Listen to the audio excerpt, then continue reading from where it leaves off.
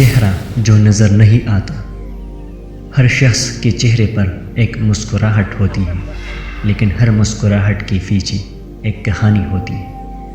ہر آنکھ چمکتی ہے، لیکن ہر چمک میں ایک آنسو چھپا ہوتا ہے۔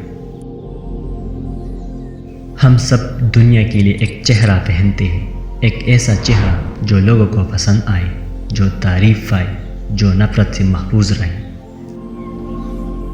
لیکن رات کے اندھیروں میں جب سب سو جاتے ہیں، تب ایک اور چہرہ سامنے آتا ہے۔ وہ چہرہ جو تھکا ہوا ہوتا ہے، جو سوالوں سے بھرا ہوتا ہے، جو خود سے پوچھتا ہے میں کون ہوں؟ کیا میں واقعی وہ ہوں جو دنیا کو دکھاتا ہوں؟